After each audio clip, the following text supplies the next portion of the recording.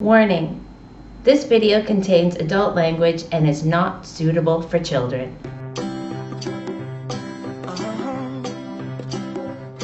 If you ever find yourself stuck in the middle of the sea, I'll sail the world to find you.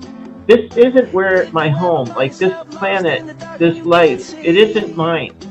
When I draw, and I paint, that's my home, right? Wow. And when I'm done my art piece, that painting or that drawing is like a souvenir I'm bringing back to show you that I was gone away. But I can't take anybody to where I go because people here wreck everything. Yeah. So it's like my own place.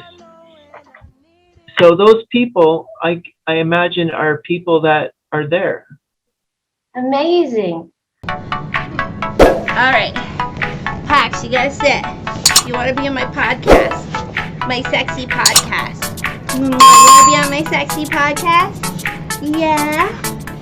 Okay, everybody, welcome. This episode has been brought to you by Sliquid Lube, natural intimate products from sliquid.com. Check them out on YouTube at Sliquid Intimate for 6 tips on better oral and all about their flavored lube. Follow Sliquid on Twitter at Sliquid.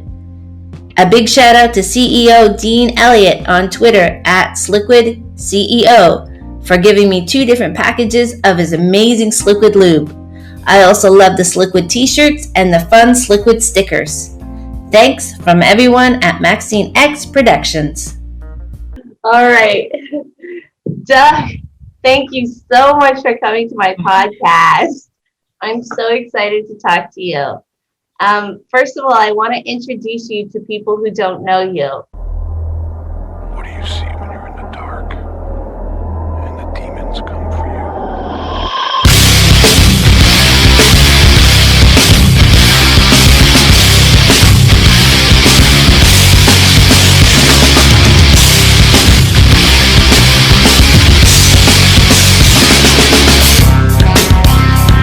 If only you could have seen how fucked up my life. This is my very good friend, Doug, and he's an amazing artist. And I want to introduce him to the world because I love him and I want more people to know him so they can love him too. Hey everybody, I'm Maxine X and I'm in my store at Maxines Adult Playground, and I just want to share with you that I am wearing this shirt. So check them out, we're selling them in the store. There's a whole bunch for guys, so they're super cool. We also have this artwork, and I'll give you the links below. Okay, so check it out. Bye. The one thing I had to say about Doug, he's got such a good heart, and the energy and the aura that I get when I hang out with you or just talk to you is different than anybody else. So first and foremost, he is my friend, but I love his art. He's an amazing artist, and I find that his art has characters that are just so lifelike, and it's something that, if you're not an artist, you want to know, you're curious where this imagination of these characters come from, who are they in your imagination? What's the story behind some of these beautiful and amazing and sometimes just, it's creepy but beautiful characters?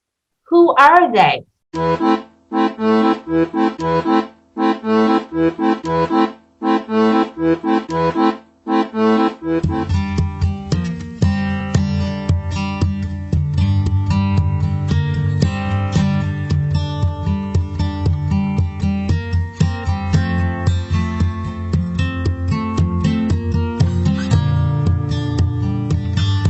And then the next thing I'm going to talk to Doug about is he has a YouTube channel. And the YouTube channel he created because I pushed him. I didn't mean to push you so hard, but I pushed him because I find that there's something about Doug that he could do a major service to the world. He could help other people. He can help people who don't understand mental illness. He can verbalize it in a different way that not too many people can verbalize it, let alone people who have mental illness. Good morning. Good morning. So, I'm just going to make my coffee and talk to you for a minute. So, my friend Maxine is doing, like, vlogs and blogs and stuff. She knows how to do stuff like that. And she's comfortable talking to people on cameras and stuff. And her husband Scott, who's also a great person, knows how to do camera stuff and editing and all stuff. They're a good team. They're a couple. They're married and they're a good team. But anyway, she's been telling me for a long time I should try doing vlogs and blogs, but I don't know nothing about them. So this week I was trying to practice because she gave me the idea, right? Like, she keeps telling me. So I'm trying to do it. And then I was trying to do an art show. And some people may have noticed that I put it up and then I took it down. And it's because like my vlog thing that I'm working on that I mentioned with Maxine is about mental illness and stuff. So it's funny because I was doing the art show thing and working on it all week, trying to practice right here in my kitchen every morning, and my mental illness got the best of me, I guess you could say, and I deleted everything. So my friend Maxine, I think I said this before, my friend Maxine kind of told me I should do this. So what I'm going to do is I'm going to try and do a video once a week. I'm going to call it like a video journal. Obviously, you could probably tell that I got like mental issues. I have schizotypal, which is cluster A. It's also known as an eccentric cluster, which is schizophrenia, schizotypal. I have borderline personality disorder, which is a cluster B. It's also one of the most difficult mental illnesses for somebody normal to live with, so I'm kind of a handful. You can ask Tab about that. She's my best friend and roommate. She has a horrible time sometimes with me. I have chronic depression, chronic anxiety, and ADD, so I have a hard time focusing on things, and I have difficulties like that. So I'm going to talk about that kind of stuff and the characteristics of that. I'm also going to talk about art because I kind of, like, I draw and I paint. I dabble with photography, stuff like that. So I'm going to talk about that a lot. I had a pretty traumatic childhood. I'm going to tell stories about it here and there as well. And I kind of have some different views on things that are going around today. Like, not really news, I guess. I don't know.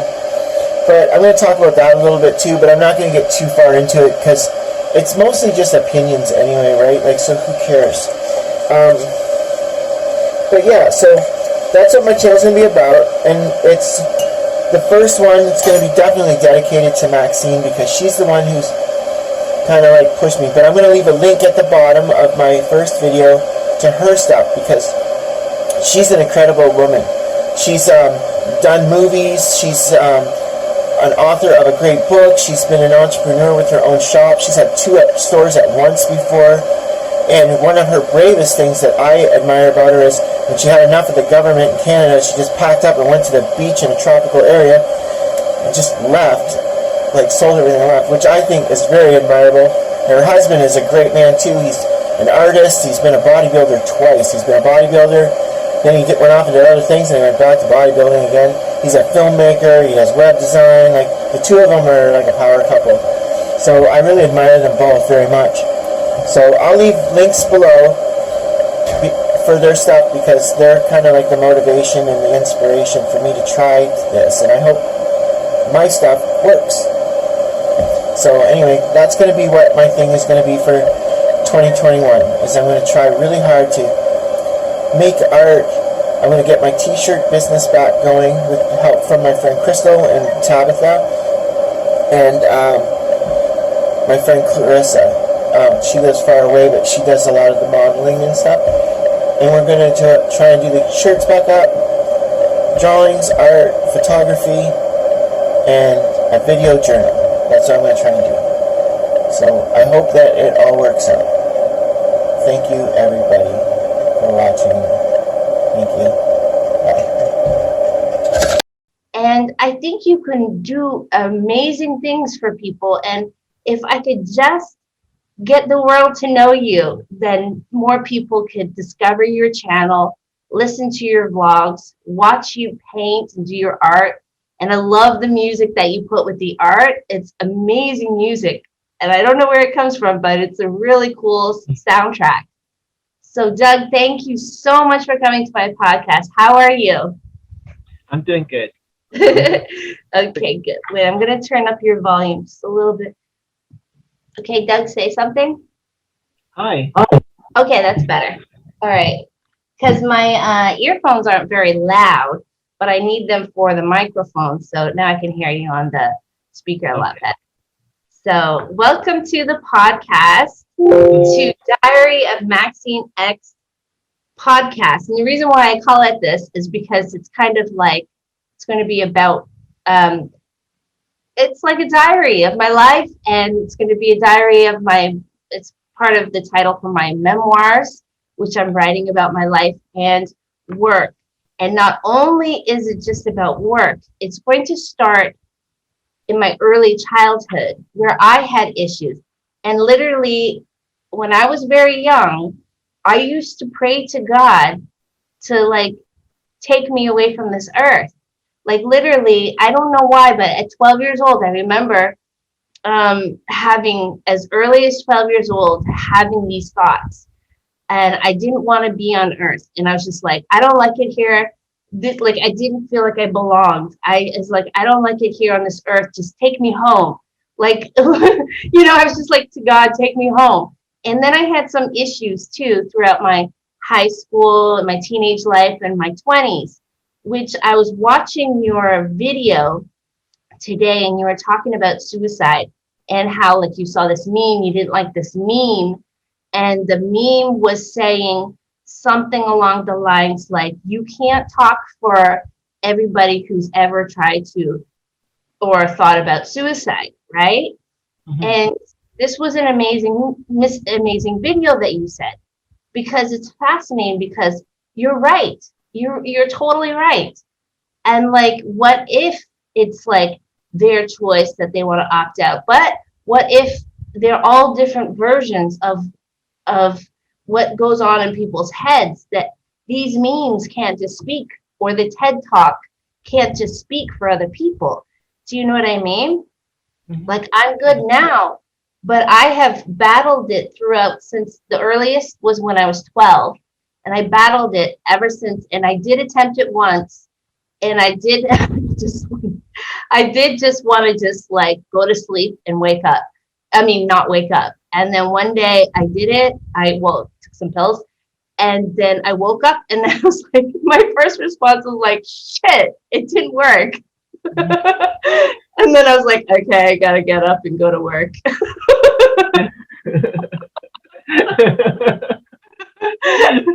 I mean, that's the short version of it, but it was like, shit, it didn't work. And then when I hear you talk about stuff like that on your vlog, I literally was like, that is like, it's amazing how you can just express it or vocalize it. Good morning, everybody. I'm just gonna paint, but I wanted to kind of talk about something that kind of bothers me a lot and it's about suicide, because I seen this meme the other day, and it's like, people who commit or try to commit suicide aren't trying to escape life, they're trying to escape pain. And it kind of pissed me off, because how big of an ego do you have to speak on behalf of every single person that's ever tried to kill themselves or has killed themselves? Like, you're speaking on behalf of millions of people. And the person who wrote that must have a really big ego to have that kind of confidence in himself that they can speak on behalf of everybody. Because you don't know why people do that. Everybody's different, right? We're not supposed to generalize, are we? But they did. And I'm not saying that suicide is good, or suicide should be taken lightly at all. But, I mean, a long time ago, suicide was something that people did for all kinds of different reasons, right? Like, if you were in war and you were captured by the enemy, it was kind of appreciated by your country if you would kill yourself before they tortured you, because they didn't want you to give up any information.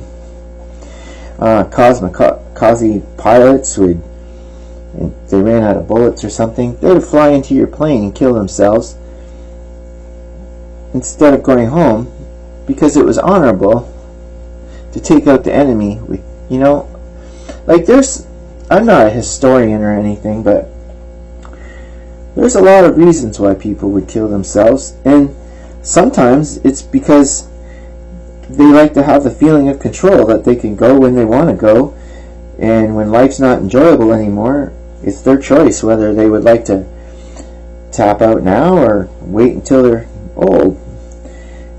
Maybe they're living because it's fun, and when it's not fun anymore, they want to go.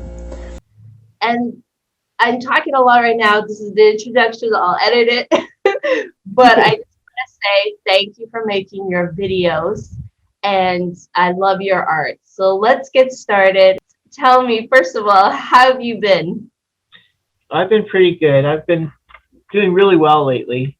I haven't been getting out very much, but other than that, everything's been good. Okay, good. Yeah. Good to hear. And what about your art? What have you been working on lately? I've been painting a lot and sketching a lot.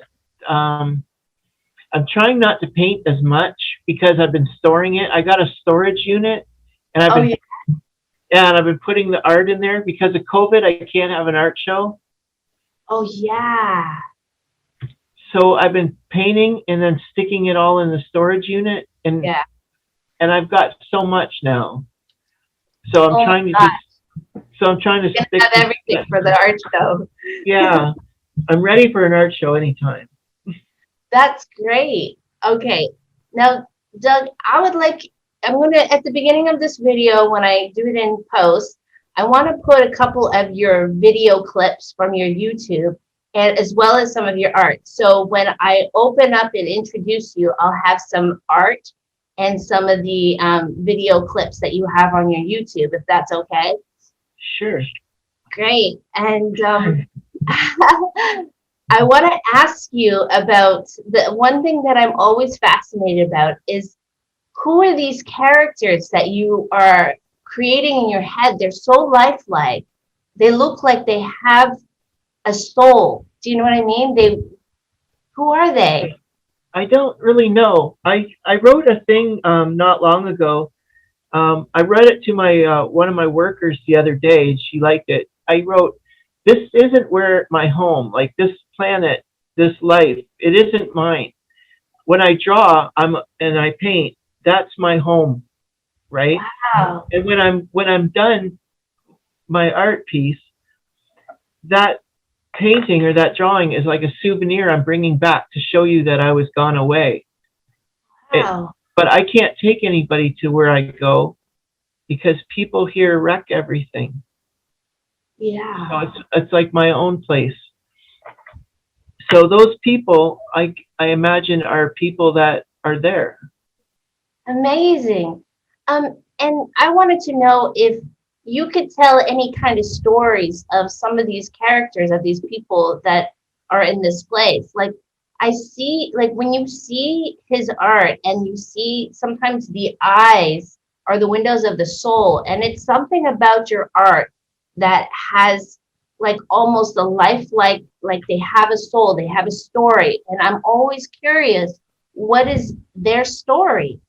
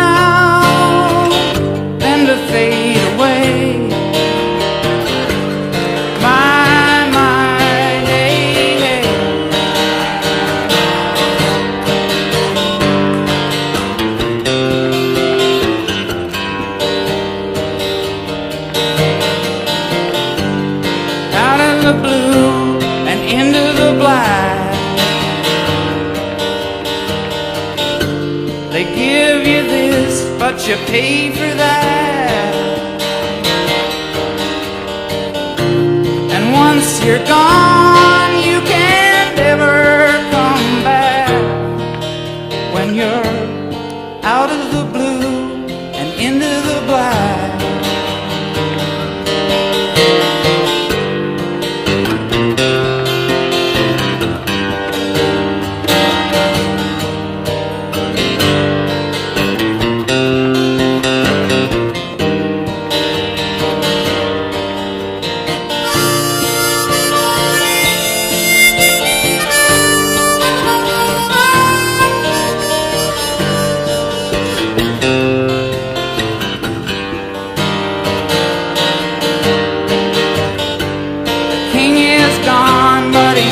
Forgotten. This is the story of the Johnny Rotten. It's better to burn out than it is to rust. The king is gone, but he's not forgotten.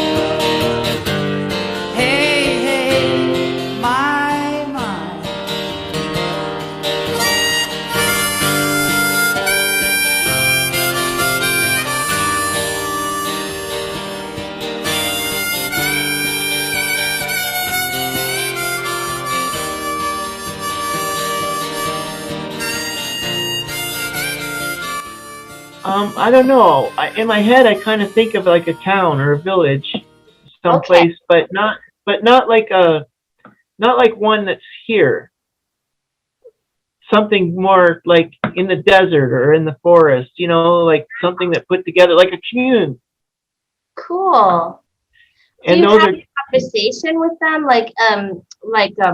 Okay, yes, it's your art, but some sort of something that you can just describe to maybe a story or something along that can go along with one of your pieces or something. well, I kind of daydream about them sometimes, like while I'm drawing. I'll kind of daydream about certain things about them, but not a lot, just a little bit. Okay. Yeah. Well, anyways, I love the videos where you're actually painting and drawing and sketching. I love them because it's like to see an artist at work is like you don't hey, you can see an image, okay, and then people take it for granted. You know, they take the work that you put into it for granted if they don't see you painting and drawing and stuff like that.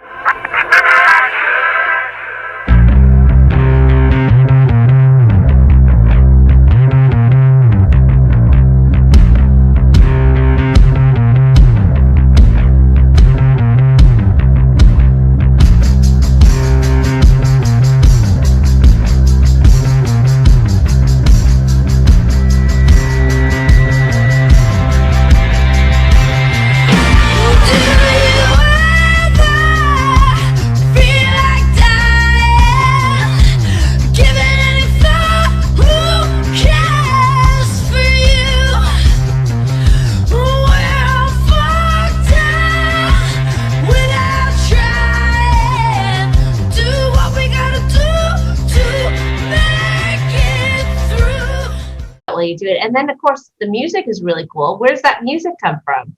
They're just songs that I like a lot. I like them, and I try and find things in the songs that mean something to me.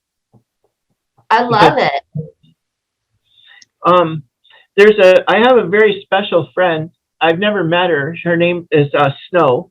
She lives in Florida, and we've been friends for about I think 10 years now on the internet.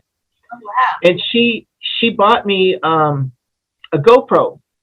So I can start doing painting while I'm talking. I can paint. Oh, that's great. Well, But I had problems with it though. Okay, what is the problem? Because I have a GoPro. Maybe I can give advice. Well, I had problems with setting it up at first, and now that I have it set up, I'm having problems with while I'm painting. It's like there's too much movement. Okay. So I have to work on it a bit more. But okay. Let me give you some advice. What about like putting? Okay, this is my GoPro, and I have a stand for it.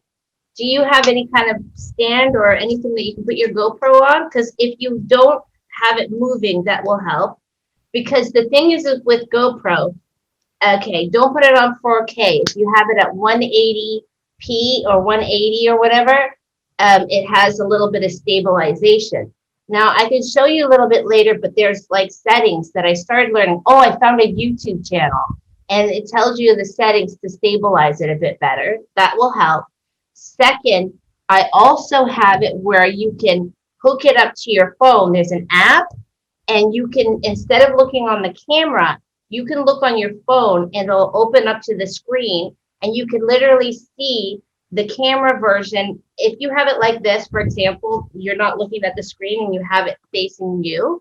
If you have it facing you kind of thing, you can have your camera set up, your phone with the app on it, and the screen will pop up on it, and that way you can see the angles way better. I'll show you, okay? Request to create a tutorial showing the ins and outs of the GoPro app. So I'm going to do my best to answer any questions I've had over the years relating to the GoPro app, and also give you some helpful tips to navigate through it. First of all, the GoPro app is GoPro's mobile app, which allows you to use your camera's Wi-Fi connection to connect to your phone or tablet. You can then use the GoPro app to adjust all of your camera's settings, and you can also see a live preview of the composition, which is really useful, as well as transfer media and also do a few other functions. I'll teach you, and I'll show you some links, because the GoPro was really cool. It's just it took me a little bit to even figure out the basics. So let me show you before you give up on it, because GoPro is pretty cool, but there's some tricks and stuff like that I'll teach you. The girl that sent it to me, you'd like her because she has a gift. She is one of the only people that know when something's wrong. Oh, wow. She'll message me randomly and say, "Are you okay?" when something's not okay. Sensitive. She's sensitive. She's empath. And we can pick up on you. You know why? We've never met or anything. You know why? See, I just got goosebumps. You know why? I got goosebumps because I've been practicing my spirituality. And when I get like goosebumps is when spirits come around or when I'm right. And the reason why is because you and her were with each other in another life. So you know each other from another life. I know you don't believe in this stuff, Doug. I know it. It's okay. It's okay. I believe it. Tell her. She'll agree with me. Tell her I got goosebumps as soon as I thought about the first thing that came to my mind was a vision. And the vision was that you guys were together as friends in another life. And the reason why you're such good friends for 10 years and you've never even met is because your souls already know each other. So tell her you guys were with each other. You were friends in another life. That's why. Okay, and I can feel it. I got goosebumps. I'll let her know. She'll like that. Yeah. Tell her I'm practicing my spirituality when it comes to being sensitive about stuff.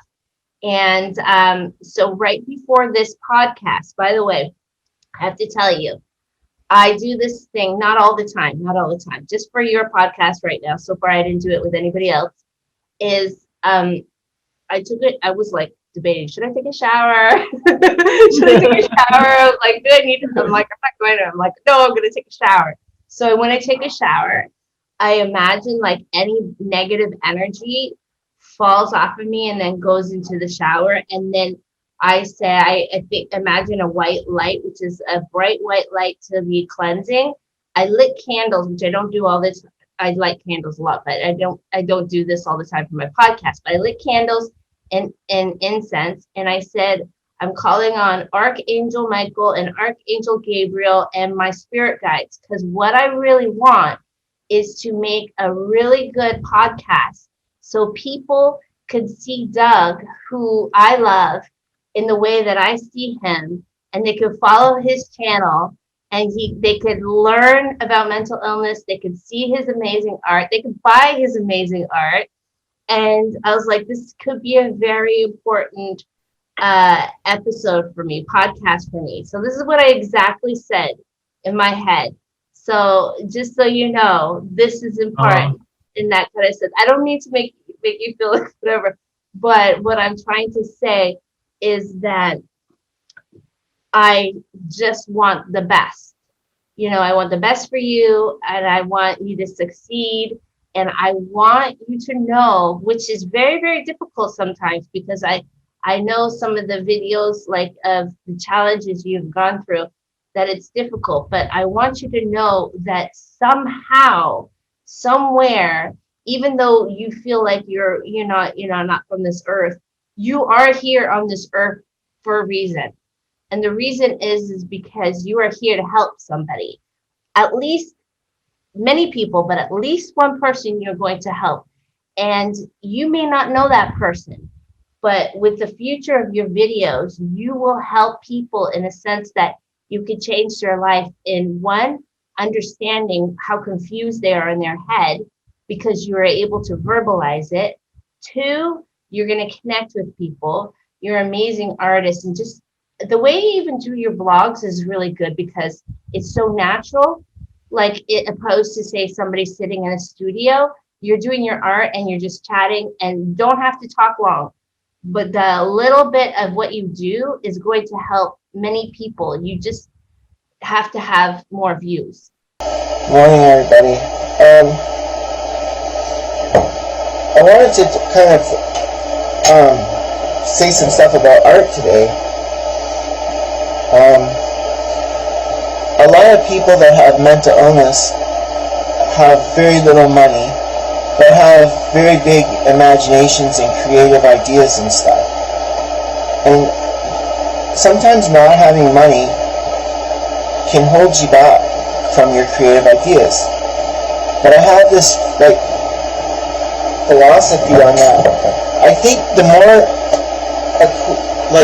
the better stuff you have to create with, the less imagination and creativity you need, because everything works, right?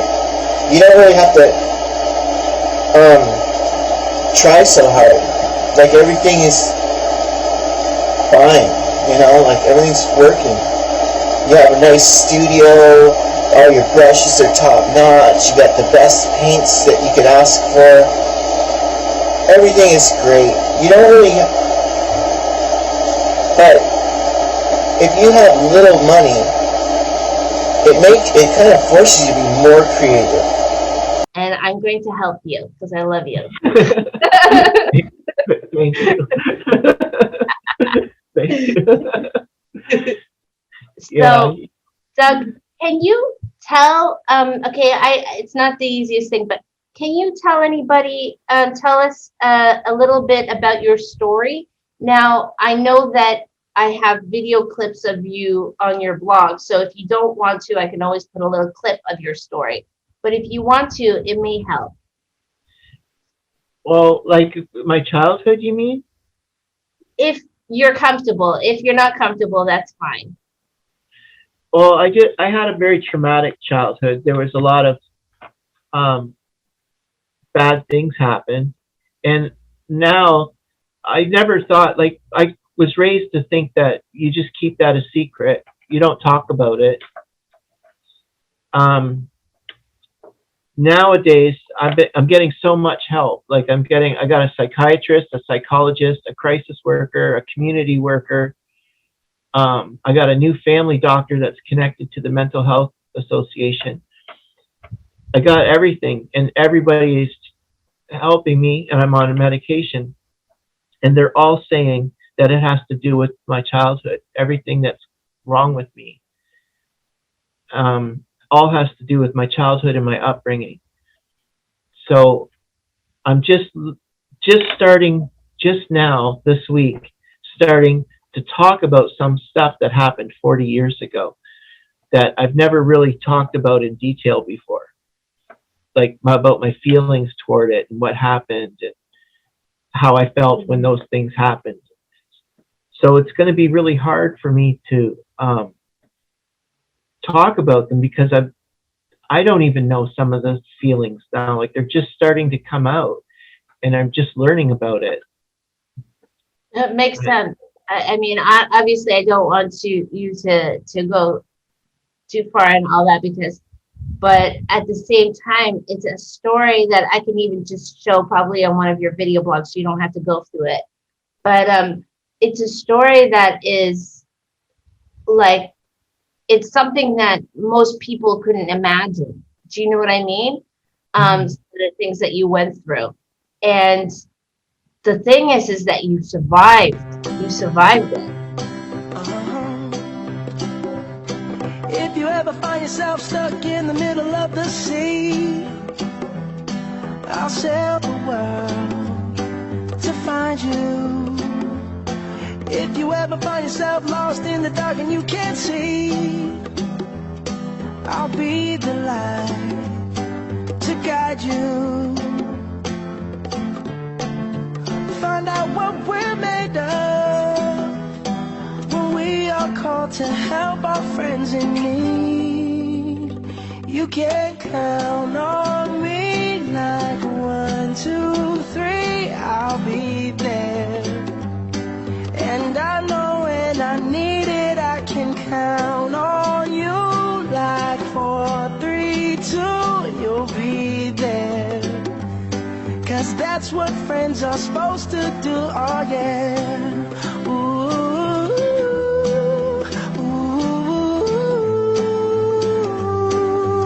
yeah, yeah. If you're tossing and you're turning and you just can't fall asleep, I'll sing a song beside you. And you have come through it. And I was also looking at one of your videos of all the cartoons you have done, those massive, the pile of scrapbooks that you have, that you've had your cartoons in amazing magazines all over the world. So what I'm going to show you guys is 2 stacks of binders of proof that nobody can tell you no, you can't. These 2 stacks are all publications of cartoon magazines and newsletters that I've been published in all around the world. In 1999, I used to kayak and backpack all over the place. And, well, I shouldn't say all over. I canoed and backpacked all over in my province. But my cartoons and stuff,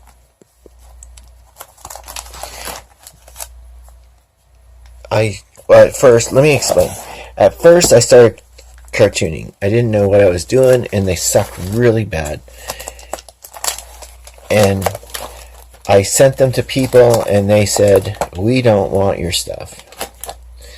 And I kept saying, yes, you do. You just don't know it. But you do. You want my stuff. But they did not want my stuff at all. And I kept trying. And they said, no, stop sending it. We don't want your stuff. And I kept trying to cartoon it, be a cartoonist. And I really sucked at it really bad. And I was getting better, though. And there was, I don't know, man. I just kept trying and trying. And that's a Boy Scout magazine. But anyway, this is for the government. This was for the government of Nova Scotia. Actually, government job. Thank you, letter. But yeah, I kept trying, and I ended up getting that's our catalog or something. But yeah, I kept trying, and I ended up doing a coloring book for a sheriff in the States somewhere. I did some illustrations for a couple books for a couple authors, but if I had listened to everybody who said I couldn't do it, I never would have done it. But I remember going to the bookstore here in my city, and I was in 3 magazines on the shelf. I've been published in everywhere, South Africa even, New Zealand, Australia, just everywhere. I had my own cartoon series, and I did it for a long time. But you know what? I got depression, and I stopped going outdoors, and I stopped doing cartooning. But I'm in all of these things that I kept. I'm in all of them, and I'll show you some of the cartoons in a minute. I just put you if you keep trying, because mental illness. Don't let people tell you if you have mental illness and people are saying, "Oh, you have an idea that you can do something." That's because you can. Like that idea, stick with your ideas. Don't let people cut you down, man. It took me a few years, but once I got doing it, people were calling my house, like from all over the place. All over the place saying, we need this and we need that. And I had a job and everything. Like I wasn't like, this wasn't my job. This was just something I wanted to do. But I have a friend named Lee. And she is a bass player, and she's a really cool chick. She's an artist and stuff. She's got all kinds of shit going on all the time. She's one of those, go get 'em kind of gals. And I was telling her, oh yeah, I used to draw cartoons. She says, show me. And then I forgot about it. So I'm kind of making this video to show her that, yeah, I did do this stuff. But yeah, I've been all over. Or I shouldn't say I've been all over as if me personally, but yeah, there's like over 500 times around the world.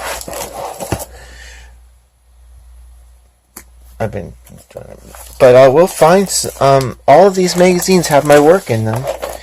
See, here's an example. I don't even know what magazine this is. This is the Boy Scouts of, I don't even know if it's American or Canadian actually. I forget. It's been so long. But there's some of my work right there. Frick Outdoors it was called. Marshmallow's talking to the other marshmallow.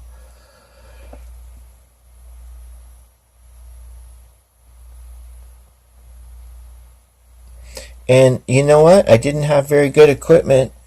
I used a Sharpie marker and some pencils and paper. I didn't have anything fancy. Didn't have any money. I was raising some kids and stuff at the time. Even my backpacking gear, man, and stuff, I started small. I had to work my way up.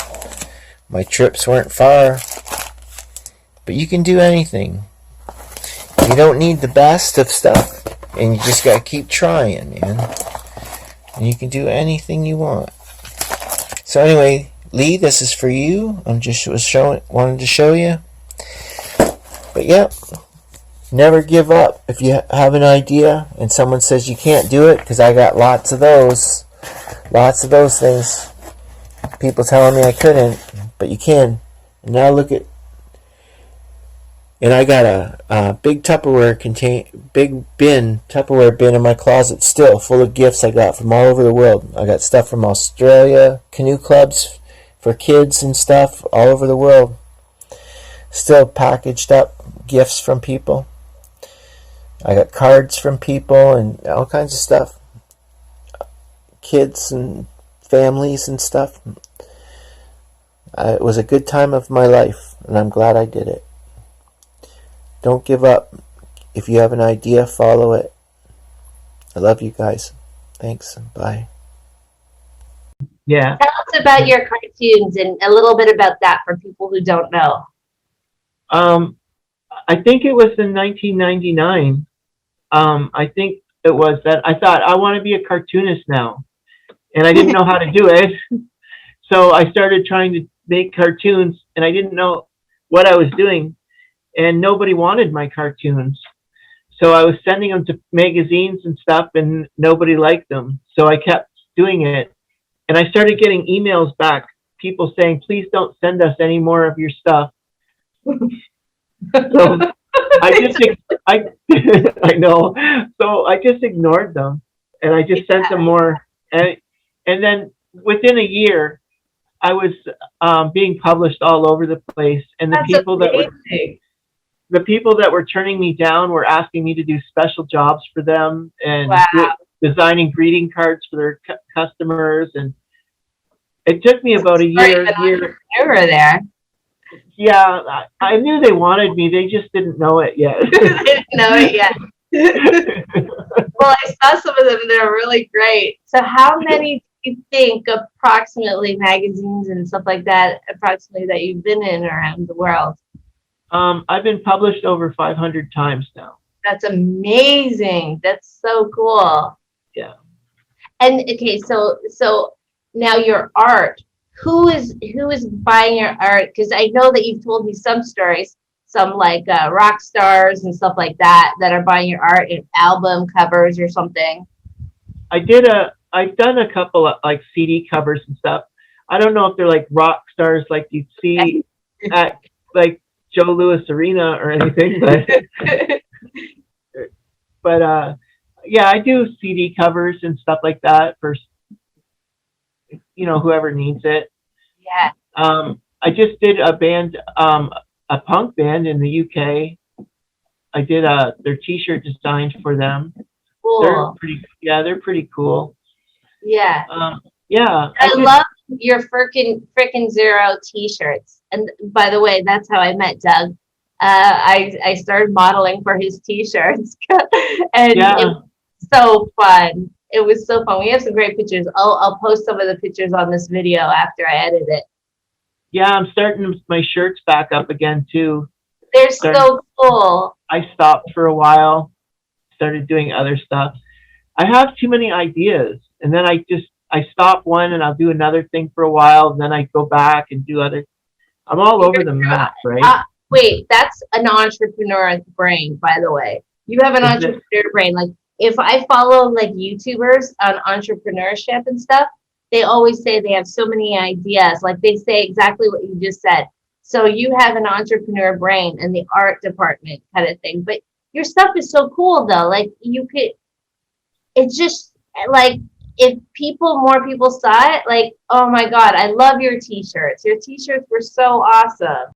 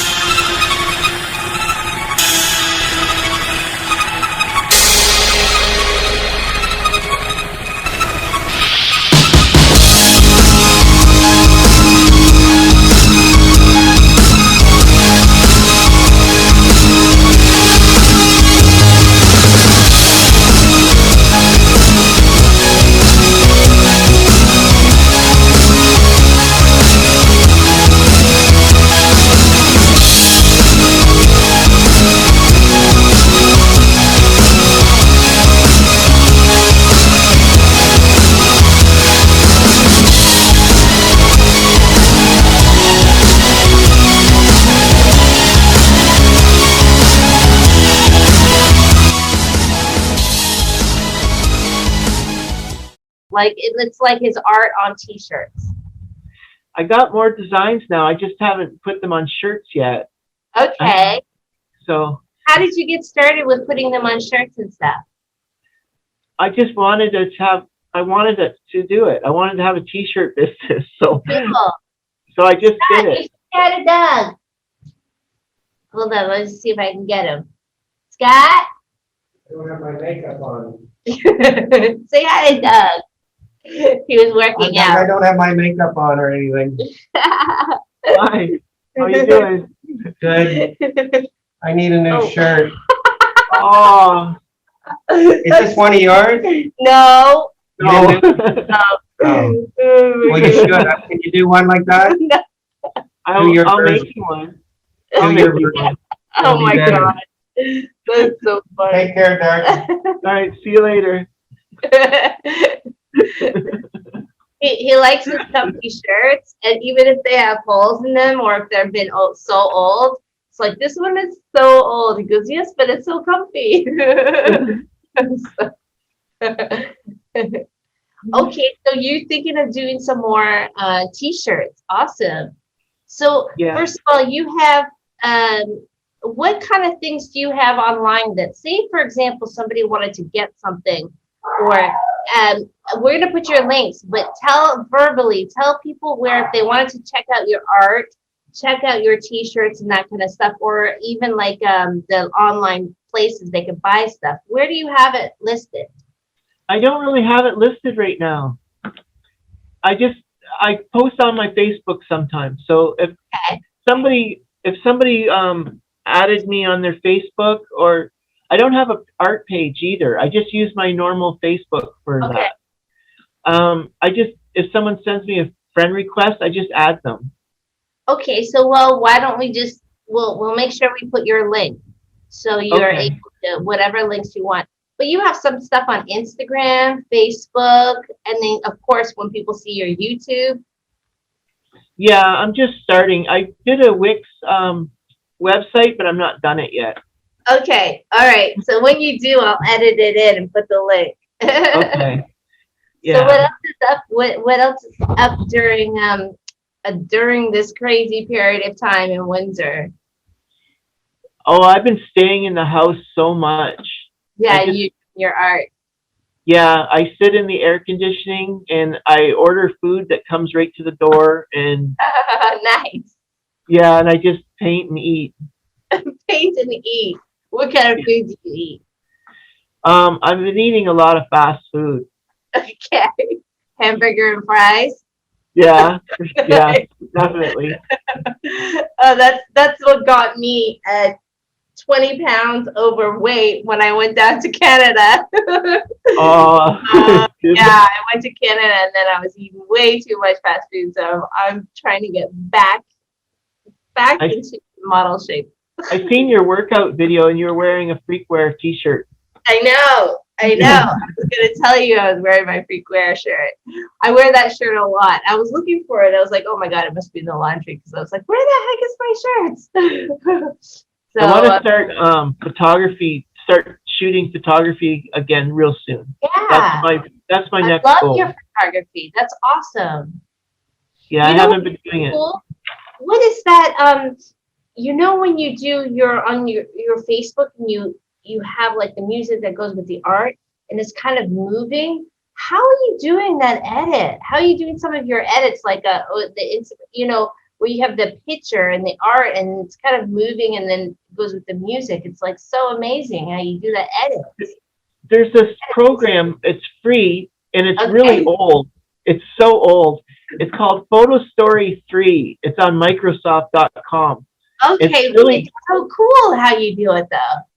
It's really easy to use and it's like 100 years old. I didn't even know that. I was like, after do that. Yeah, after I use it, then I put it in a more up-to-date program and do other things. Oh, good for you. But the first thing I do is put it in that program because it can focus in and out and drift around and stuff. I know. I was like, oh my gosh, how is Doug doing these like cool edits with his little like clips, these like small clips on his art? Yeah, if you can remind me, I'll send you the. All right. Awesome. And I'll show you the links on the GoPro, and I'll give you some advice that I learned. And I found it really interesting because when I downloaded there's a GoPro app, and you can like hook it up it connects to your camera, like by Wi-Fi or Bluetooth or whatever. And then you see it on your screen. And that way, when you're facing your camera towards you, you don't have to worry about like what's it showing. You can see it on your camera and you can control it. You can press stop. I even have the voice mode where you can say, GoPro, start recording, and it starts recording. Oh, so wow. I learned a bunch of stuff. I only have the GoPro 5. Like they're already like ahead. Like they got GoPro 9 already. But I'll show you some videos where I learned some tutorials. So I'll send you the links. I think Snow sent me GoPro 7, I think. Nice. I Does think that that's one have what it- Wi-Fi? Like you can upload onto the internet right from there, or is that one 9? I think it might be the 9. I'm not sure. Like the printing on the book is so small. I know. And Don't worry about it. Forget about it. I don't need it. No, it's useless. I read it. There's nothing that you can get any kind of information off that book. Those things these days, these technology, they come with these stupid little manuals. They're useless. You know what I do? I put the title, the product in YouTube search, how to or tutorial, and it comes up and there's a million people teaching.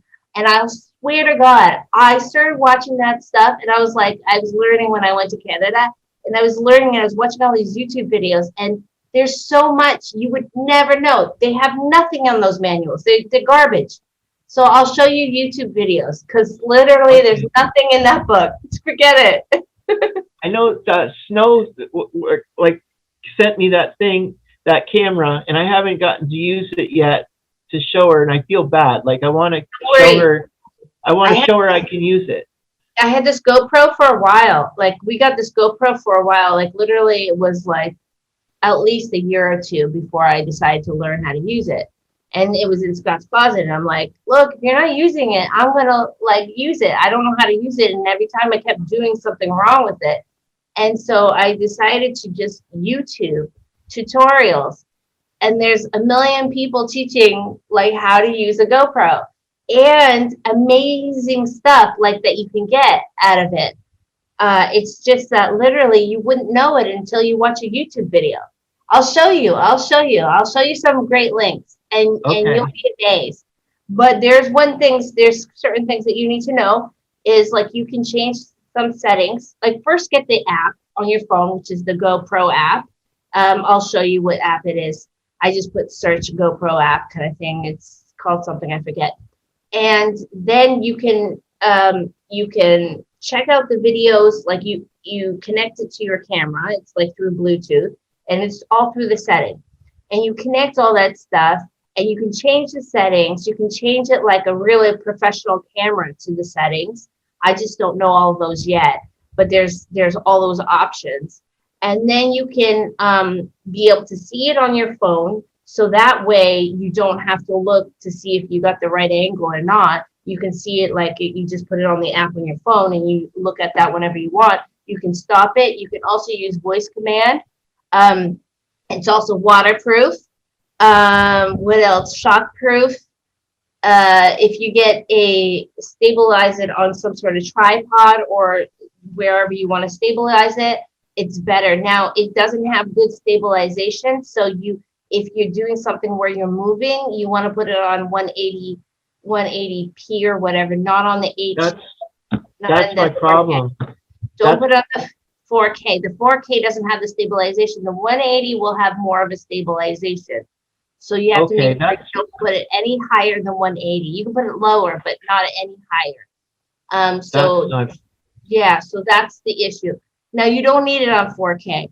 Now 4K is great if you're gonna go out and like take pictures of the beach and like all these crazy ocean pictures and stuff like that. Then of course maybe that's when you would get like it's a gimbal. A gimbal is like kind of a handheld thing that stabilizes it. Every time you move, it keeps it stable. So you don't need that unless you're walking and doing some action stuff. But you need a good, tripod. And if you are having it on you while you're moving, the highest you can have it is 180p. 80. You can't have it any higher because the stabilization thing. Yeah. I'll show you some videos and I'll give you tips. I didn't even know any of this stuff until I watched YouTube. I learned everything on YouTube. I learned how to like braid, did this like little braid in my hair. My sister-in-law was like, you did not do your hair by yourself. And I was like, I learned it on YouTube from a 12-year-old. She was like, shut up. I was like, I did. I watched it. I put in the search how to do this braid, and this 12-year-old was teaching me how to do this braid. Oh, wow. Yeah. They're so smart. I can do anything on YouTube. So, Doug, what is up for you for what is projects that you're working on? What do you want to do with your projects, like your art, your YouTube? What is your goals? I'd like to have them kind of put together, like kind of all together. I do have a greeting card. It's kind of like a greeting card idea. It's totally different than anything that's in the stores. So I want to start that, and I started another T-shirt project other than my own with a friend of mine. I'm just helping him get it off the ground, so I'm helping him with that. But I want to get everything under one roof, kind of like my photography, my artwork, and everything under one. I don't know how to say it. Under one umbrella, under one company. Yeah. So, and I'd like to make a couple dollars, you know. Of course. Yeah. You should. You should. You are so talented. So I hope I don't make you blush with all the gushing on your talent, but I honestly do love your shit. It's awesome. Thank you. I want the world to like see not just how good of an artist you are, but I think I really love your soul, your energy. You know what I mean? Something about you. I don't know. Maybe I need you in another lifetime too. Maybe.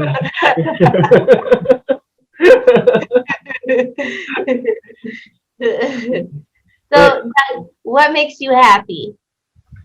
Right now, I don't know what makes me not a lot right now. I'm just kind of coasting through day to day. But I'm working on stuff to make me happy. Yeah. I've been COVID's kind of wore me out. Like, I don't really feel happy, but I don't feel sad either. Like, I'm not sad. I just don't feel anything. You know, I just kind of. You know what? You're from another planet. That's okay. We can accept it. Doug, you're from another planet, from another dimension, university. You're talking to the right person, because I can accept you for being an alien if you want.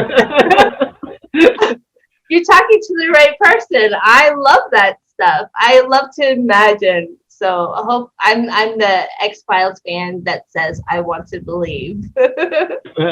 What I've been doing every week, I've been doing workshops, virtual workshops for one or two a week on regulating emotions and things like that for mental illness and stuff and things like that. Just trying to work on things. You, Reg, like, can you give any little bit of tidbits? Like, what are they teaching you? What have you learned? Because I don't know what the answer is. Well, they give you tips about being mindful of what's going on around you in the moment, you know, to step back, look at things the way they are, not to listen to your brain sometimes, because your brain will lie to you and tell you things. Interesting. Like, I have my roommate is my best friend, right? So you're lucky. You're so lucky. She sounds amazing. So sometimes I'll think to myself, she hates me. Like, that'll be in my head, right? Even though she'll do nothing to make me think that.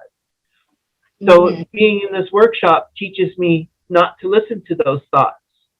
That's right. Especially because of the mental illness that you have to learn to not listen to everything that those thoughts are saying. Yeah. From fear or trauma and all those kind of things. So I have to kind of, in my head, I kind of have to take apart the reasons why I would feel that way. Like, what did she do to make you feel that way? Well, nothing. So why am I feeling that way? Because of something I did or something like that, you know? So I have to analyze it by taking it all apart, dismembering the whole reason I have that feeling. That's fascinating.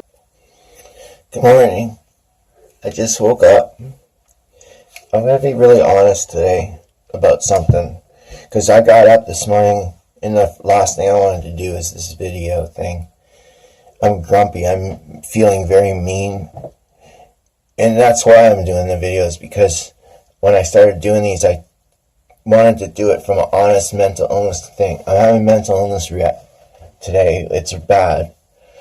I don't want to see anybody. I don't want to talk to anybody. I don't want to do anything. I don't want to do anything. So I thought, well, maybe I should do the video to show people, I guess maybe, like what it fucking feels like sometimes. Like I hate everything. So Tab's at work. I don't even know where the dog is. I just woke up. So I'm gonna make coffee, and I'm just gonna.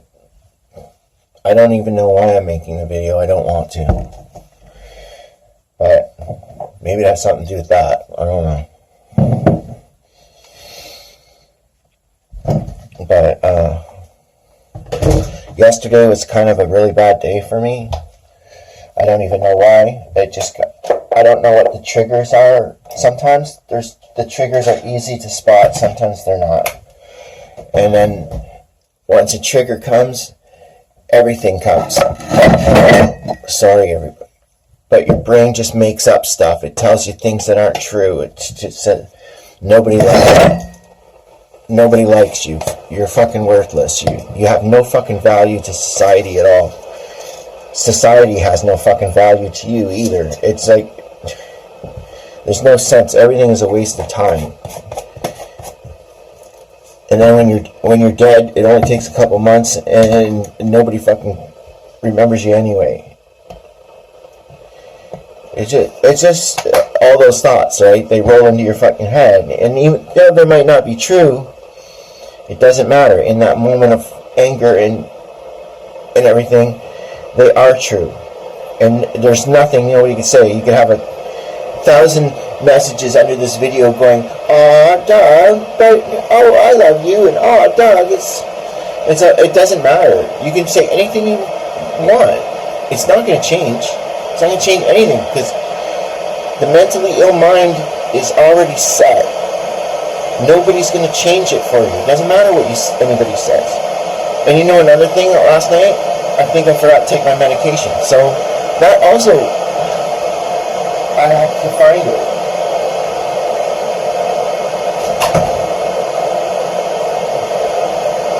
I don't even know what day it is. See, I have to have blister packs. This is how my meds come. I'm only allowed 7 at a time, 7 days at worth at a time. Because if they give me a lot, like if they give me a month's supply at once, and I have a morning like this, I take them all. And I've done it. And I've had to go to the hospital. And they put charcoal in it. And they make you stay there for days. And if Tab finds out that I didn't take my medication last night, she's going to be upset at me.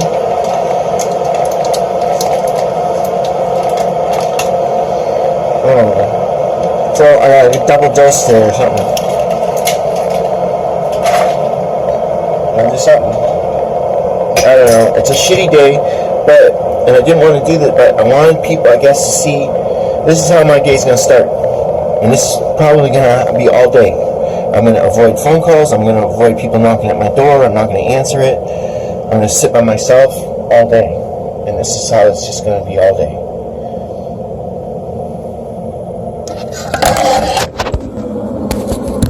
Can I tell you something?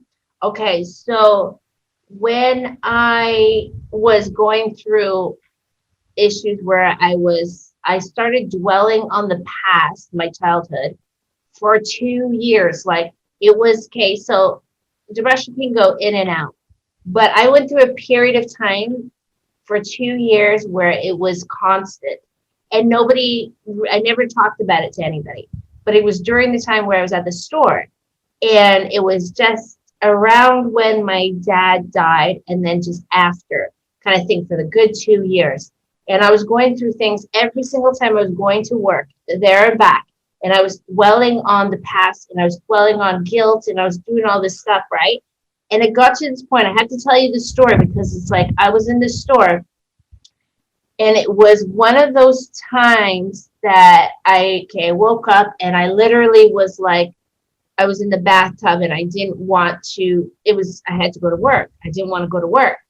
and I have my own store. I should be super happy. I've accomplished like all these things that people can say, oh, you've accomplished this. I've gotten this far, da da da da da. But I did not understand why I couldn't be happy. So I would wake up and go, okay, fine. I drag myself to work. And then I turn on this really depressing music that was like sad. And I just kept myself in a sad moment for 2 years straight. And then I went to work. And one day I went to work, I was late. And a lady came in to my store and she said, I came in here a while ago, but nobody was here. And I was just like, I just turned on the lights. I couldn't find parking. It was one of those moments I didn't even have any makeup on. I hate talking to people when I don't have my makeup on.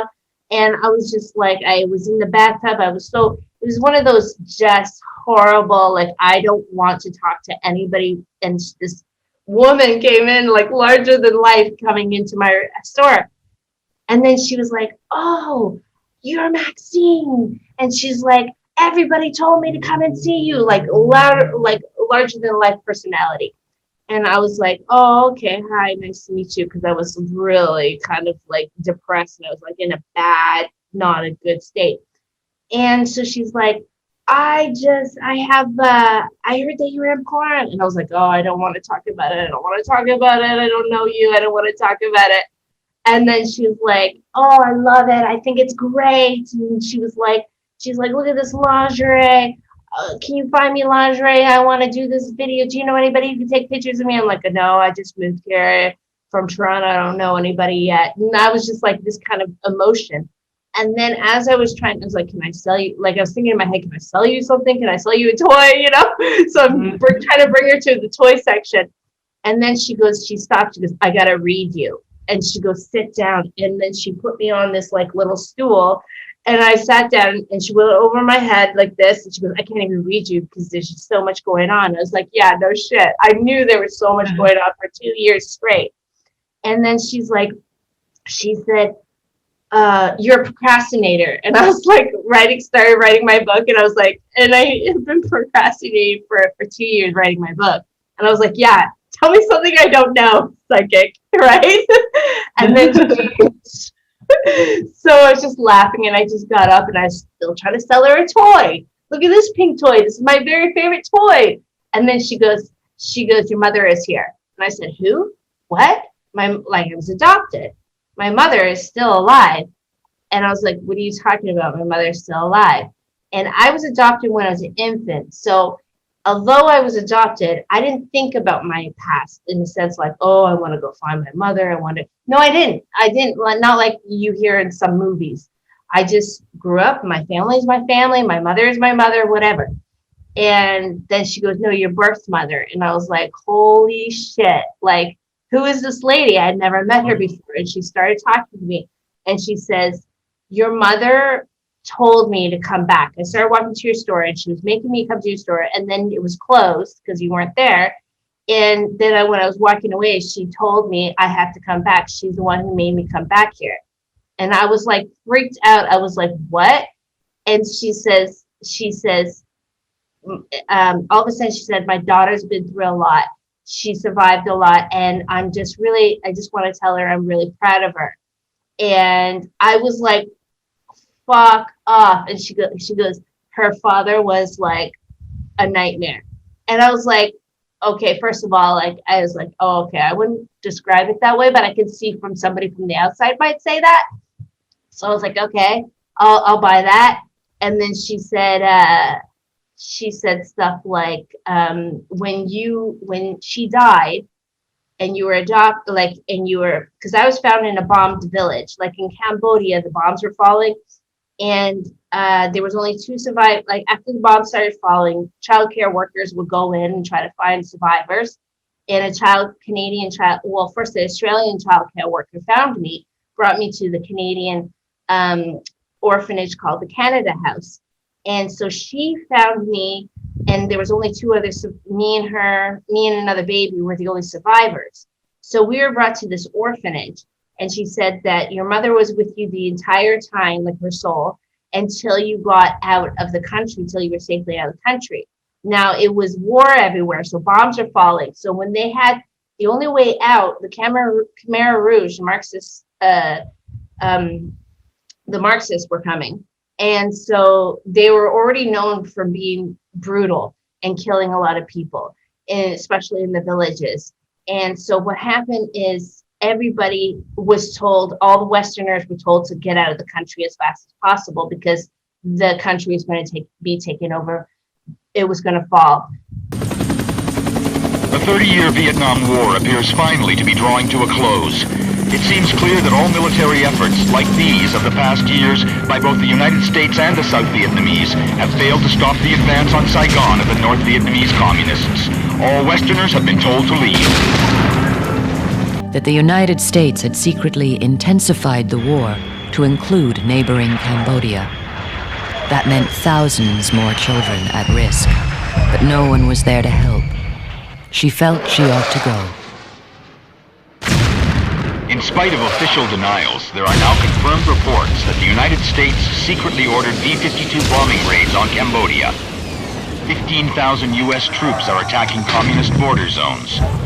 To add to the chaos, an extreme Marxist group, the Khmer Rouge, has emerged in the countryside. There are an estimated 200,000 refugees. Very little was known about Cambodia because, of course, America was not supposed to be in Cambodia. She turned the house into an orphanage and called it Canada House. As the fighting intensified and the brutal Khmer Rouge advanced from the countryside, it was soon full of malnourished babies. At that time, nobody really knew what was going to happen.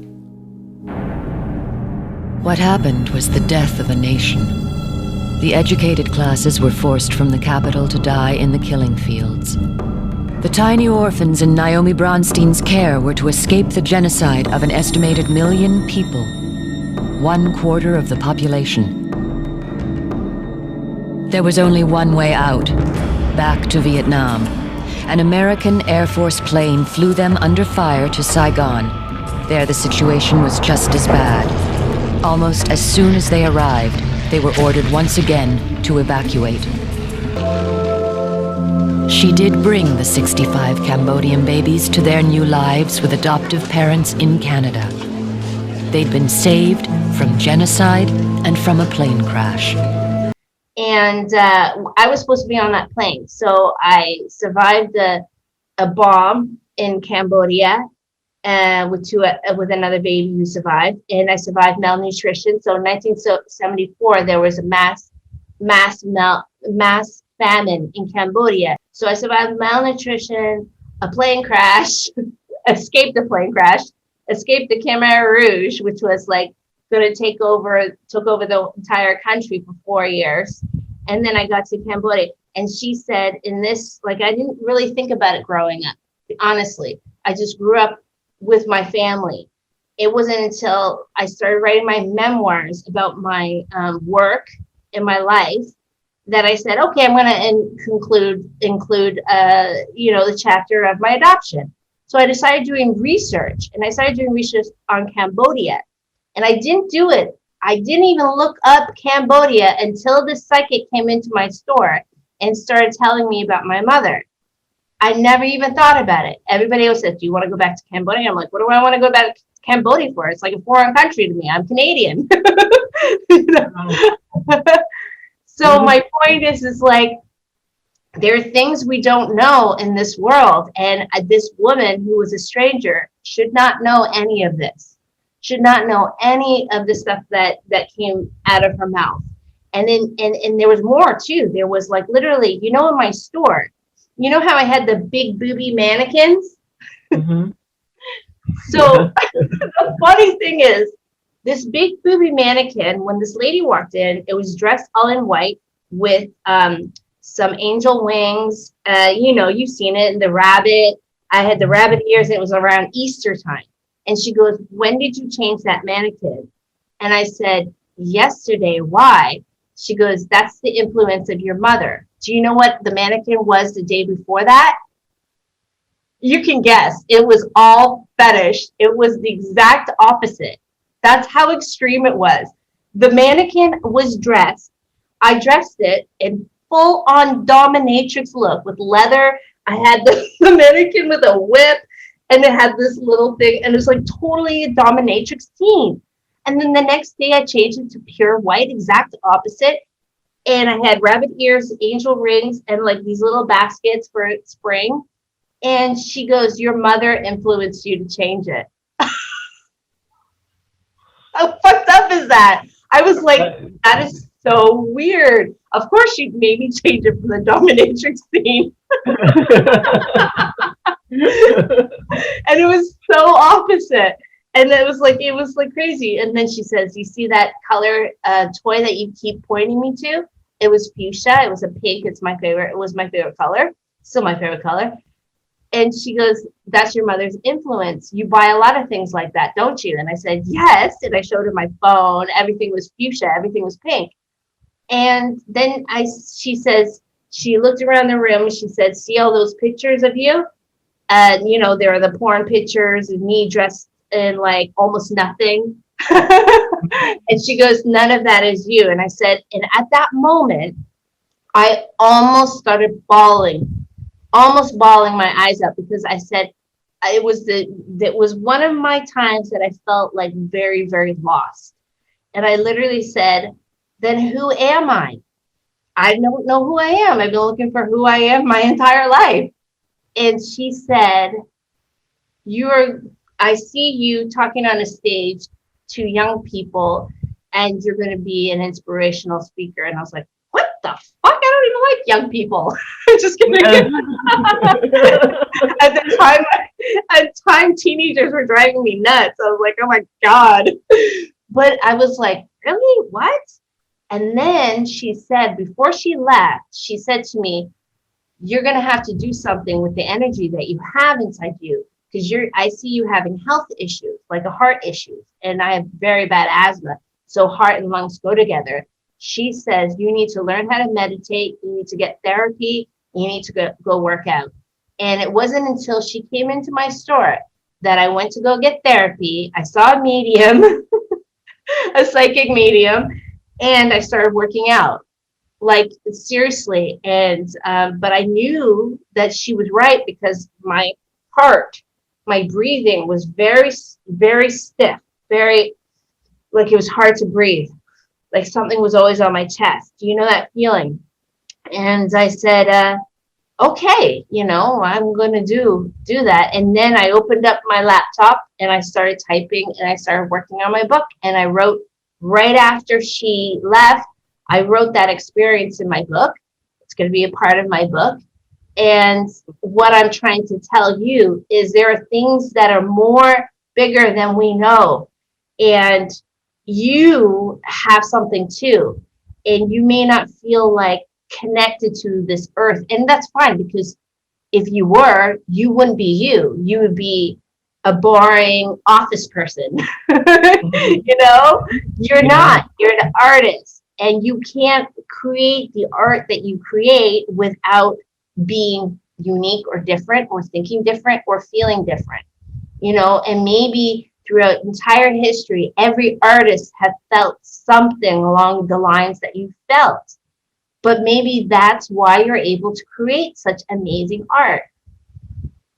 Yeah, I have to think about and that. then maybe you're going to help people, is what I'm saying. Tab was teasing me last night because she watched the video, and she just sent me, hey Betty, she just sent me a little message. She teasing me because only half my face is in, half like the videos I send, they're all weird. So I have to work today and try and set up something so that when I talk in the morning to make my coffee, yeah, you can, I'm not like this sometimes and stuff like that. But I don't have a set. I don't know what I'm doing, right? Like, I'm just trying. But anyway, this morning when I make my coffee, I want to talk to you about something that happened to me on December 18th, which I only blame one person for it. I don't blame anybody, even though sometimes when I talk about it, I'm going to get a little bit like drama queen. But it's a piss off, and it happens to people. But there's procedures, right? Like everybody has everybody who has a job knows you got procedures and shit. But when you're dealing with patients, like hospital patients and stuff, sometimes procedures suck. Like, you're supposed to care about people, and that should override procedures. So anyway, here's my story. December 18th, 2020. So, my worker, my community social worker called me, and I got pissy with her, and I hung up on her. And I went and took the dog out, because that's what I do when I get pissy. I take the dog for a walk, because it makes me feel better. And when I got back, I filled the sink with water. I was going to throw the phone in the water. I don't want to talk. It's not my phone. It's this Mental Health Association phone. Because I don't have a phone, they give me one, they pay for it and everything. So for emergencies, and sometimes I get lost when I go for a walk, so I have to be able to reach Tabitha so she can come get me. So anyway, I was going to throw that phone in the sink, and because I don't want to talk to her anymore, she's making me mad. But she called before I threw it in the sink. It was in my hand and everything, so it was kind of weird. But anyway, and she says, have you cooled off now? And I said, a little bit. And she said, can we talk a little bit longer? And I said, yes. And we ended up talking for a lot longer. But she kept kind of prying me a little bit about talking about suicide and stuff. Now, I'm schizotypal, but I'm also borderline personality disorder, which means suicide is always on my mind, like 90% of the day. But it's underlining, like it's low. Like it's not a prominent thought, but it's always on my mind. And everybody, if you know about mental illness, that's one of the things about those illnesses, right? That one that I have. So anyway, I don't know, I went to take a shower, and I just had a bad feeling, man. Like, I knew something fucking bad was going to happen. And after my shower, there was a knock on the door, and it was the cops. And I already know this routine. I've been through it many times. And they came in. I can't make them go. Like, they're on a call. Like, if I don't let them in, they're going to get a hold of Tabitha at work, and Tabitha's going to have to come home from work with the keys and let them in anyway.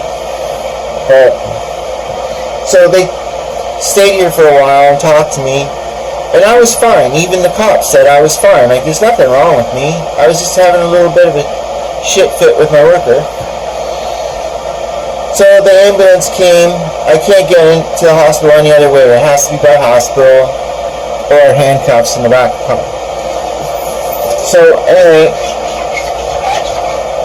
I get in the back of the ambulance, and so they're talking to me, and they're taking notes and everything, and the ambulance people said, I'm fine, there's nothing wrong with me, I'm not a risk to anybody, or anything, so I go to the hospital. So what's happening now is what I'm talking about is procedure. The cops got the call, they have to follow procedure.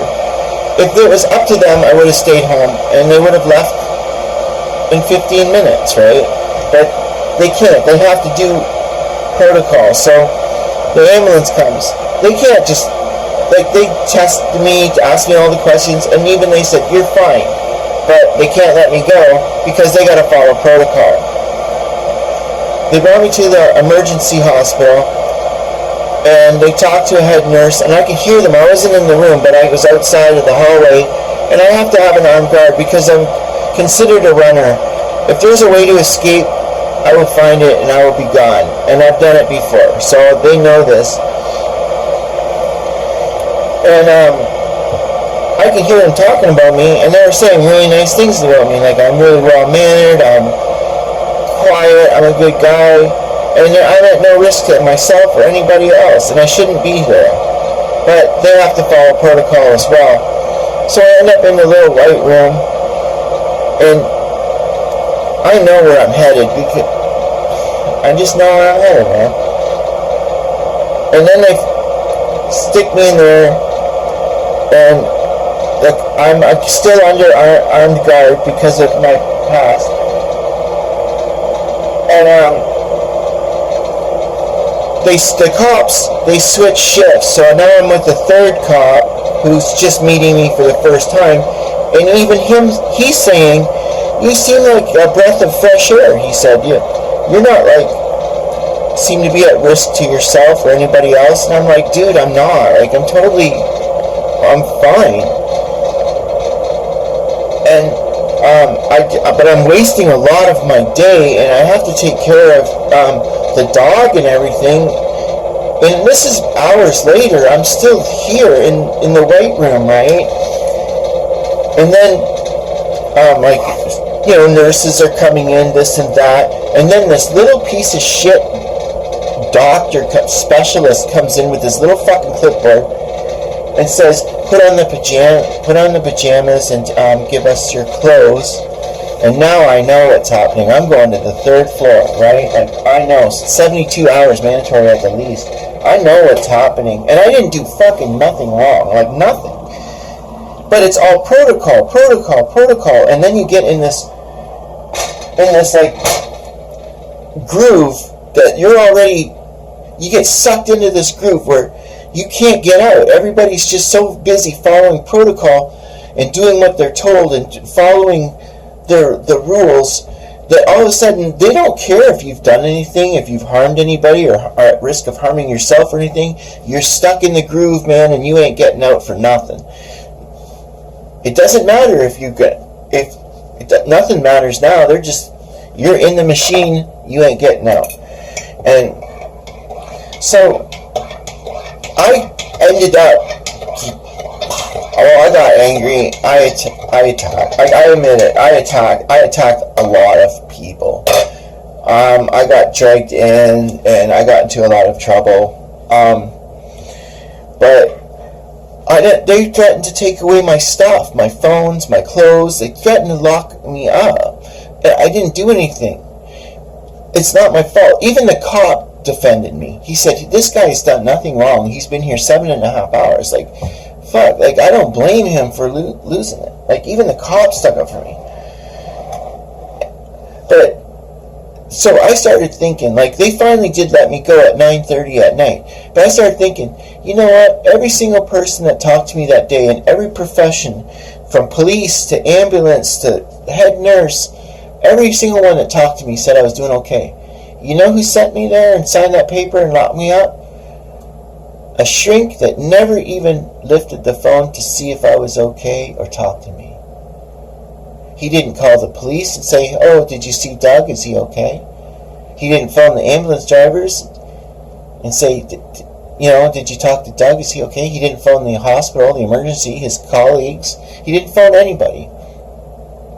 He signed a piece of paper, sent me there, went home to his fucking $500,000 home, had a nice dinner with his wife and kids, and left me locked up in a fucking hole with no clothes. Procedure, man, with no love, no care. And then every time I talk to him, he's like, I'm trying to help you. It's for your own safety. Fuck you, it's for my own safety. I hate you. Procedure, it sucks. That's my little rant. My coffee's done. But I'm sorry I'm a bitch today, but it pissed me off. Have a good day, everybody. So I believe that we all have a purpose on this earth. It may not feel like we do, but we all do. And the question is, so I was in my car and I was driving home, and it was another day, and I was still the same kind of emotion during the same period of time. And this guy really, really pissed me off at the store. He was rude. He was very rude and like kind of perverted and rude and saying rude things to me because of my business, right? And I went in my car and I started crying and I said, what the fuck? Like, why do I always have to deal with these fucking assholes? Like, why is that my theme? Like, I have to run into fucking perverts and assholes through my entire life? And you know what I heard? Honestly, it was not me. I heard in my head, because you hadn't learned your lesson yet. And I stopped and I go, that's not me. Because one, it was very calm. And it was almost like my thought, but it wasn't me. And it was the first time I heard an answer of a question that I was asking. And I've asked a question my entire life. And then I said, what is my lesson? Anyways, I didn't find out until later. But just recently when I was in Canada, you know, just I was talking to you, I was in Canada, and my friend Andrea, you know, my best friend, her sister does past life hypnosis, and she hadn't done it in a while because of COVID and all that stuff, and she was nervous to do it. And her sister said, can we do one on her because she really needs it? I was not myself. When I came to Windsor and I came to Canada and I saw I had to stay at my mom's for like 2 months, and that's not healthy for me. I don't think that's healthy for me because literally she brought up the past. Like she brought up dad, she brought up things, and I was like, I called my husband crying that night. And then so it was stuck on me. And then I went to Andrea's and I'm like, I'm not myself. I don't feel like myself. And she got her sister to do a past life hypnosis on me. If you ever want to do it, just tell me because Andrea's in Windsor or outside of Windsor. And it was maybe about 2 hours. And so we went and I laid on her bed and I felt like Andrea's hands were on my feet. She's a Reiki master. She's also a hairdresser, but she's also a Reiki master. So she held my feet and I could feel her hands on my feet. And it was very comforting. And then her sister was counting me down to the point where I was in Andrea's hammock in her backyard. Imagine yourself in Andrea's hammock, or imagine going out of her patio, her house, and then you're going in her hammock, and then you're relaxing, you're hanging out with your friend, blah, blah, blah, all this stuff, right? Just to rush it. You step off the hammock, you put your feet onto the grass on the ground. Where do you see yourself? And she expected me to say I was going to be in a scene, like somewhere in the past, somewhere, whatever, or in another past life.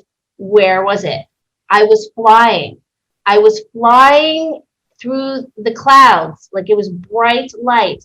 And the funny thing is I used to have recurring dreams of that when I was a child. So it was crazy. So I was flying through these clouds, and she was like, that's amazing. And I was like, and then I saw this rooftops. I started coming down a bit to a town or an area, a neighborhood, and there was rooftops I could see. And I literally had a dream of this as a reoccurring dream, but in my dream as a child, it was a nightmare. So I was in this night. It was a dream. It was calming when I went in my hypnosis, but in my dream as a child, it was a reoccurring nightmare I had, and I was running from a monster or somebody trying to kill me. I couldn't see the monster. I didn't know who it was. It was probably my father, but I was running from somebody who I wanted to hide from. So I ran down these streets, these empty black streets, ran into a house. And in the house, I ran up to, it was an empty house, and I ran into a closet. It was empty, hid in the closet in the corner. And I could hear the big footsteps coming up the stairs and opening each room to try to find me. And I was like, oh my God, I'm dead. And he didn't open the door, but didn't open the closet door and close the closet. And I waited to hear, I remember I could hear try to hear it, open my ears to every little sound to see if he had left. And then I was like, okay, I think I could run, and I don't want to be stuck in this closet and be found. So I bolted out of the closet, down the steps out of the house, up the street. And I was running so fast, and then all of a sudden I was in a wind tunnel. Like I was could barely run. And I was like, ah. And then finally I made it where I was flying through the sky, and I was swimming almost like it was like a breaststroke through the sky. And that's how my hypnosis started. But it wasn't a panic. It was very calm. It was totally different, but it was very similar. And then after I saw that, so I knew that it was connecting, and it went into different things. Like I went into different past lives. One past life, I was a young gay guy who was murdered, and I used to work with the elephants and just like cleaning the hay.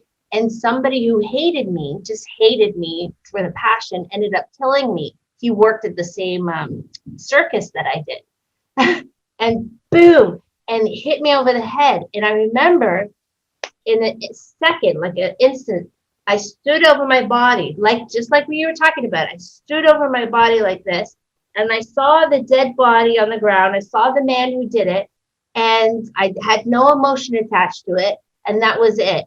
And then there were some other stories, like where I worked for a king in the Middle and Dark Ages, right? And I was on a horse, and I was talking to somebody who was a higher up. And basically, I got promoted. But then when I got promoted, I ended up riding the horses, and we ended up riding down and burning down villages because they were the enemies of the king. And then I remember feeling, I don't like this job. This is not a good job. And the funny thing is I was born in a bombed village that was burned down. Like, how crazy is all this stuff? Yeah. I'm just trying to open your eyes, because I think there's something more to you than meets the eye. That's crazy. If you ever want to get a hypnosis, tell me and I'll set it up for you. I spend so much time trying not to know anything. Yes, but you know what? What if there is a reason? There's a reason for why you're on this earth, first of all, why you have such an amazing gift, your art, and why are you able to articulate what most people couldn't articulate in your situation? Have you ever thought of that? No, I really don't give a lot of thought to deep thoughts and things like that. I'm more of a daydreamer. What sign are you? Sagittarius. Okay, you're the same sign, I think, as Letitia. Remember Letitia, who worked at my store? I think, yeah. Oh, yeah. Oh, very tall. Yeah, I remember her. I talk to her all the time I talk to her on Facebook all the time. Yeah, I like her. Yeah, I get along with her really well. And of course, we both like the paranormal, so we talk about it all the time. You're the same sign as her, but I don't really know too much about Sagittarius. I'm a Scorpio, however. And Scorpios, one, they love traveling down the taboo and the dark. Like, guess what my tarot card is? My tarot card is the death card. Is it really? Yeah, I love it. I love it because, one, the death card isn't as scary as what people think it is. The death card is transformation. It's big transformation, but it's transformation. And on top of it, Scorpios are a lot darker than they look. I like to delve into the dark side. That's why I like you, probably. I don't know how to accept that. Well, I'm unusual, so we're both unusual and we get along. Yeah, for sure. Anything you want to share, Doug? Oh, I know what I could tell you. I don't smoke cigarettes anymore. Oh, good. How did you quit? It's a pill called Wellbutrin. It's an antidepressant. And it worked? Yeah, I just started taking this antidepressant that they gave me, and I made my cigarettes I didn't want to smoke them. That's interesting. Is that part of it, or was it just happen? It just happens. Like, wow. I think it happens to people sometimes, but I happen to be one of the people. But in the last 2 years, I've quit everything. Wow, good for you. I drink maybe once every 2 months. I have a couple drinks with Tab. Okay, good for you. Well, you're very good at that stuff. Like, honestly, like, it was not easy. That can't be easy. Especially with your past, it can't be easy. I quit smoking. It was really hard. I literally went into it kind of depression. And when I went to the doctor says, you went cold turkey. Don't go cold turkey. And he gave me like Nicorette. He goes, you need to take Nicorette or the patch or something. And that helped. But I don't drink coffee anymore. Really? I can't have caffeine anymore. My worker took me off of it because of my anxiety. Okay. And that must have helped, right? Yeah. And know what else I can't do? I can't watch horror movies and crime movies anymore. Oh, no. I know. Because I watch it all the time. I love it. I watch them all the time, but I nowadays I have to watch just comedies and family shows. That's all I can watch. Look, I don't watch it. I don't watch it all the time either, and I can tell it can give people anxiety. Like, oh yeah, for sure. It sucks though, like, because all I want to do is watch the other movies, right? I like that stuff. I don't watch it all the time either, but I like it. Like, that Tabitha takes care of me a lot, right? Yeah. So I'll message her. Yeah, I'll send her a message going, "Can I watch this show?" And she'll say, "No, buddy, I'm sorry, you can't." Okay, when I was like working at this hotel, it was like I had to do like almost I think it was an all-nighter because I had to work all night because I was working room service as well as the restaurant. And the bartender was closing up. And he was just like a nice, like soft-spoken gay guy. And I was like, "Can I watch something on TV?" And he's like, yeah, go ahead. So I put on like my serial killer crime shows, like, and I was so into it. I was literally like this. And then all of a sudden, he was so soft spoken, and all of a sudden he just lost it. And he goes, "I can't watch this anymore. You gotta change the channel." And it's like, "What are you watching?" And it was like my serial killer stuff, and I was like, "Oh yeah, not everybody likes this." Yeah, I really like those kind of shows. I've seen so many of them. Yeah. Like I used to have them on all the time, even when I wasn't paying attention. They'd be just playing in the background, right?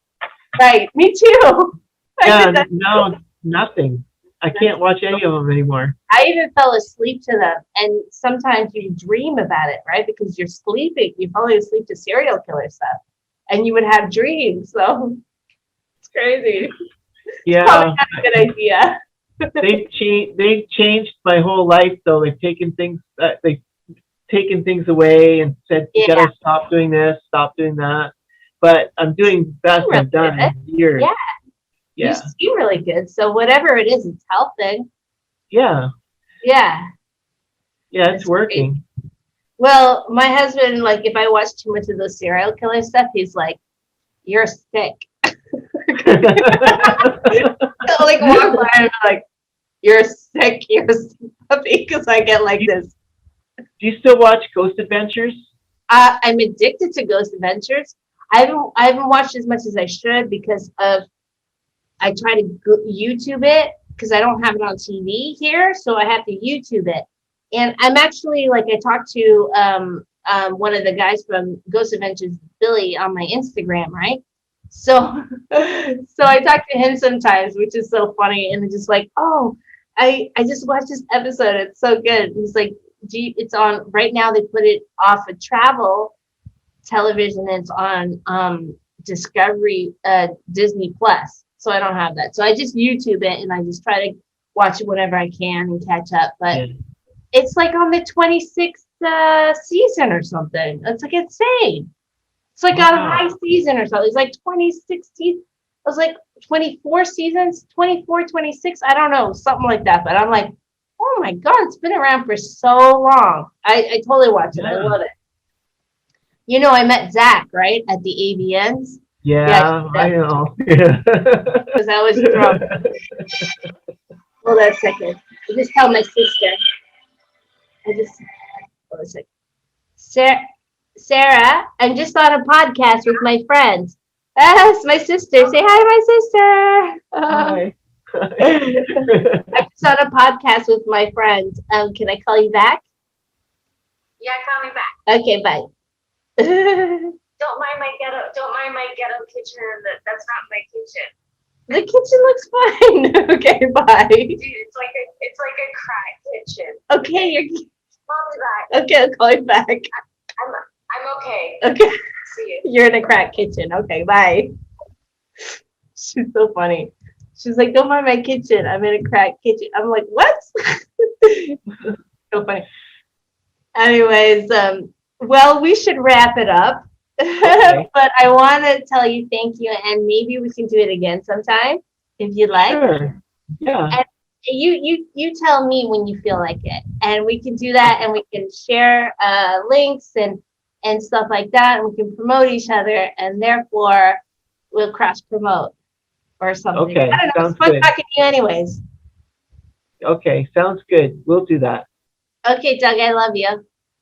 I love you too. I'll see you And soon. don't forget, we can do this even if we're not recording it. We can do this too. So just let me know if you want to chat, video chat.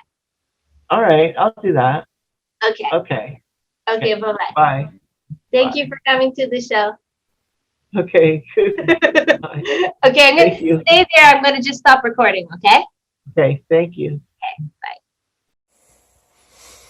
So if you watch my videos, you know that I had a rough night and a rough day today, and it was challenging. It was a downfall, and I did have a few drinks last night, and I don't really drink, so that didn't really help. But I wanted to say I got to talk to an old friend today on the phone, and she's a really cool artist, and I'm kind of looking forward to having coffee with her soon and stuff, and it changed my whole mood around, and it made me feel really good. And I think it's a good message to tell people with mental illness that sometimes just getting in touch with somebody and being nice and giving them something to look forward to, like another artist saying, hey, yeah, I really miss you, and I miss you too. Let's go for coffee. Let's talk about art and painting and stuff and stuff like that. It really changed my whole mood from last night and today, just feeling lonely and out of sorts. And you know, I missed taking my meds, and I shouldn't have had a few drinks last night, but I did. And I did have a lonely day, but everything changed after that phone call. Like, it just made everything better. Oh, there's a mannequin behind me. It's not a... But anyway, But, yeah, everything changes. Sometimes just being nice to somebody and giving them something to look forward to. So, I just want to, let everybody know that if you have a friend that has mental illness and they're sad, sometimes just giving them something to look forward to is good enough to change their day. And, and I appreciate that. And so I just wanted to put that out there because it mattered a lot. And now I have something to look forward to all week. So, thank you.